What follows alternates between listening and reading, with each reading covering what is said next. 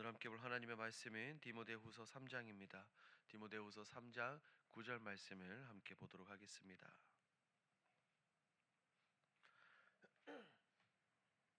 디모데후서 3장 우리 9절 5절 말씀이죠. 디모데후서 3장 5절 말씀 우리 한 목소리로 함께 읽습니다.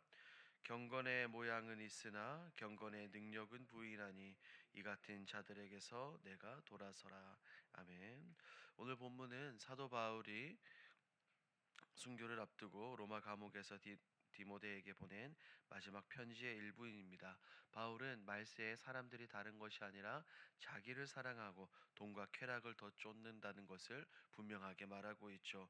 이 본문은 경건의 모양만 있고 능력은 부인하는 타락한 세상 풍조 가운데 성도가 어떻게 헛것들은 버려야 되는지, 진리 안에서 거룩하고 구별된 삶을 살아야 되는지에 대해서 분명하게 말하고 있습니다.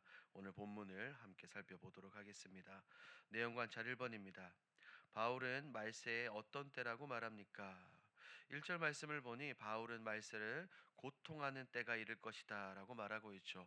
여기서 말하는 이 고통하는 때란 단순히 삶이 피곤하거나 힘든 것을 의미하지 않습니다. 이것은 영적으로 감당하기 어렵고 험악하고 위험한 시기가 될 것임을 경고합니다. 진리가 왜곡되고 사랑의 질서가 무너져 성도가 믿음을 지키며 살아가기가 힘든 시기, 그것을 말세라고 말하죠. 내용 관찰 2번입니다. 바울은 말세에 어떤 일들이 일어날 것이라고 말합니까? 바울은 말세의 사람들이 자기를 사랑하며 돈을 사랑하고 자랑하고 교만하고 비방할 것이라고 말합니다. 더불어 부모를 거역하며 감사하지 않고 거룩하지 않으며 무정하고 원통함을 풀지 않을 것이라고 바울은 분명하게 경고합니다. 특히 4절과 5절의 핵심은 이것입니다. 쾌락 사랑하는 것을 하나님 사랑하는 것보다 훨씬 더 사랑한다. 그리고 경건의 모양은 있으나 경건의 능력은 부인한다라고 분명히 지적하죠.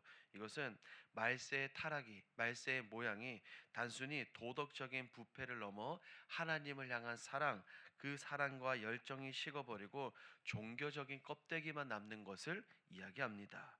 왜 그럴까요? 우리 연구와 묵상에서 한번 살펴봅니다. 연구와 묵상입니다. 바울은 왜 하나님보다 자신을 사랑하는 태도가 말세의 고통을 불러오는 근본 원인이라고 말합니까? 바울이 말세의 수많은 죄악의 목록 중 가장 먼저 자기를 사랑하는 것을 언급했죠. 이 이유는 이것이 모든 영적인 타락과 죄와 관계 파괴의 뿌리가 되기 때문입니다.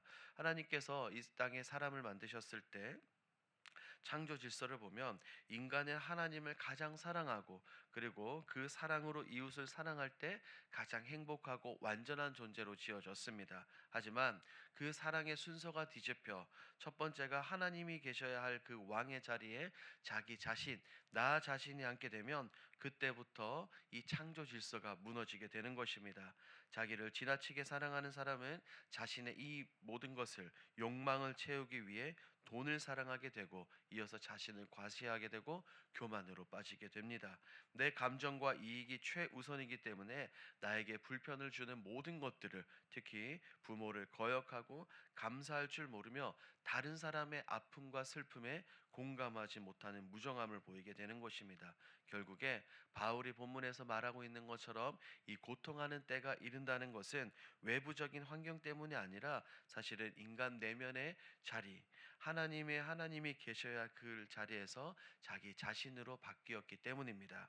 자기를 사랑하는 것은 어떻게 보면 자유를 주는 것 같지만 사실은 우리를 죄의 종노릇하며 영혼을 고통스럽게 만들어 버립니다. 바울은 이 말씀을 통해서 우리의 사랑의 대상과 우선순위가 바르게 정립되어 있는지 점검할 것을 디모데에게 요청하고 있는 것입니다.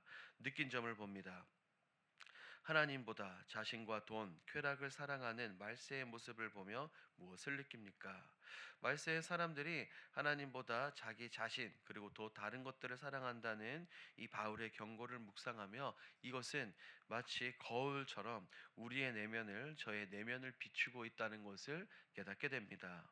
우리는 어떻습니까? 입술로는 하나님을 너무나도 사랑한다고 예수님을 나의 삶의 주인이라고 고백을 하지만 삶의 결정적인 순간에는 내 생각과 내 자존심을 먼저 챙기고 손해보지 않으려 계산합니다. 그리고 주님의 뜻보다는 내 육체의 편안함과 즐거움을 앞세웠던 경우들이 굉장히 많을 것입니다. 겉으로는 예배를 드리는 경건의 모양은 갖추었으나 실제 삶의 현장 가운데서는 하나님의 능력을 의지하기보다는 세상의 돈과 명예와 권력을 더 의지하고 있지는 않았는지 진지하게 반성하게 됩니다. 결국 자신을 사랑하는 것은 행복으로 나가는 길이 아니라 오히려 하나님이 만들어 주신 이 사람 영혼을 메마르게 하고 고통스럽게 하는 이 시작이라는 것을 본문을 통해 깨닫죠. 이제는 스스로를 나를 채우려는 헛된 욕망의 사슬을 끊어내고 하나님이 계셔야 할 그 자리에 나의 왕이신 이 하나님을 예수님을 제대로 놓아야 비로소 참된 평안과 생명을 누릴 수 있다는 것을 분명하게 느끼게 되죠. 적용입니다. 내가 하나님보다 자기 만족과 돈, 쾌락을 더 우선시했던 적은 언제입니까? 우리는 하나님보다 눈앞의 이익이나 또한 편안함들을 더 중요하게 여길 때가 많았을 것입니다. 성경 속에서 보면 이런 예들이 굉장히 많이 나오죠. 대만은 세상을 사랑하여 그들을 떠났고 다시 세상으로 들어갔습니다. 롯의 아내는 미련을 더 버리지 못해 뒤를 돌아보아 소금 기둥이 되었죠. 우리의 삶을 돌아볼 때도 그리고 저의 삶을 돌아볼 때도 이와 같은 모습들이 있었음을 고백합니다. 경제적인 여러 가지 어려움의 문제 앞에서 하나님의 공급하심을 신뢰하기보다 인간적인 눈으로 통장 잔고를 바라보며 안심하거나 염려하는 그런 경우 말입니다. 더불어 육체의 심과 쾌락이라는 이 명분 아래 기도의 자리, 예배 자리를 지키기보다는 세상의 것들에 더 빠져 시간을 허비할 때가 훨씬 더 많았음을 고백합니다. 입술로는 주님이 나의 주님이라고 고백했지만 실제 삶 가운데서는 주님이 나의 주인 왕이 아니라 내 만족, 내 욕심, 내 것이 왕노릇하고 있었다는 것이죠. 내가 하고 싶은 것이 자유가 아닙니다. 실상은 욕망에 끌려다녔다는 것을 생각해 봅니다. 결단입니다. 자기 사랑에서 벗어나 하나님만을 사랑하고 따르기 위해 오늘 무엇을 실천하겠습니까? 오늘 말씀을 생각하며 다음과 같은 결단을 해보는 것은 어떻겠습니까? 오늘 하루를 살아가며 나의 만족과 유익을 위해 살아가기보다 하나님의 마음과 긍휼을 가지고 타인을 배려하는 것입니다. 오늘 하루만큼은 예를 들어서 운전할 때 다른 사람에게 양보를 많이 하는 것이죠. 그리고 어떤 건물에 들어가서 엘리베이터를 탈 때 다른 사람이 올 때 한 번 더 열린 버튼을 눌러주는 것으로 다른 사람들을 배려하는 것입니다. 그리고 이어서 나를 즐겁게 하는 일, 나의 만족과 유익을 위해서 살아가기보다 하나님의 마음을 시원하게 하는 오늘 하루를 살아가는 것입니다. 내가 평소 즐겨보는 TV, 이런 홈쇼핑 이런 것들을 다 내려놓고 그것보다 하나님 말씀, 하나님을 붙들며 기도, 하나님 앞에 엎드리는 것입니다. 이 작은 순서의 변화가 내 마음 속에 있는 이 왕자의 자리를 바꾸게 되는 것입니다. 내가 있는 것이 아니라 하나님이 계시고 예수 그리스도가 계시도록 우리는 작은 것부터 하나씩 실천해야 될 줄 믿습니다. 오늘 하루 이 결단을 기억하시고 변하지 않는 이 말씀 위에 인생을 든든히 세워가시는 저와 여러분들이 되길 우리 주님의 이름으로 축복합니다. 아멘. 오늘 들은 말씀을 기억하며 함께 기도하겠습니다. 첫 번째입니다. 시대와 구별된 거룩한 그리스도인으로 살아가게 하옵소서. 하나님보다 나를 더 사랑했던 마음을 내려놓고 주님만을 사랑하며 따르게 하옵소서.